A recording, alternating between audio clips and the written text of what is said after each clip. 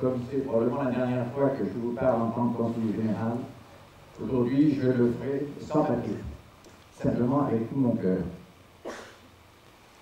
Pourquoi est-ce que j'ai aimé cette journée du 11 novembre? Probablement parce que la nature se met un petit peu à l'unisson par la couleur de ses feuilles, à l'unisson de la tristesse de ce jour.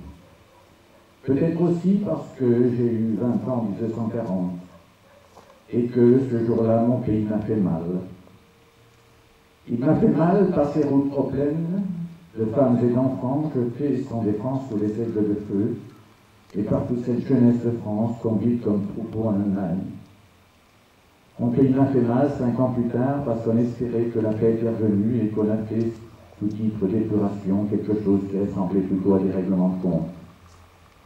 Mon pays m'a fait mal par ces guerres étrangères, ces guerres lointaines, que nous avons engagées, que nous avons régulièrement perdues. Et je pense à vous, soldats d'Algérie, je pense à vous qui vous êtes tués là-bas pour des promesses et des serments dont ceux qui les faisaient restaient insouciants. Mon pays continue à me faire mal. Mon pays me fait mal par cette langue française, la plus belle du monde. Celle qui est née du latin et du grec, qui était la langue qui était parlée par toutes les communautés dans les traités et qu'on ne parle plus presque nulle part. Et j'ai mal quand mes enfants chantent leurs amours, mes petits-enfants chantent leurs amours en américain. Mon pays me fait mal encore quand je vois tous ces gens qui s'acharnent à demander pardon partout pour faire de notre pays une vieille dame indigne. Non, ce n'est pas ça notre pays. Alors je suis heureux de me retrouver ici parmi vous. On parle beaucoup du devoir de mémoire. Alors je suis heureux de me trouver parmi vous, vous fidèles, vous qui êtes là à la cérémonie du souvenir et qui régulièrement venez tous les ans ici porter votre hommage aux morts. Je suis heureux ici, le grand monument aux morts, parce qu'il me rappelle le courage de ce pays, ces hommes qui ont su mourir, qui ont su souffrir pour leur nation.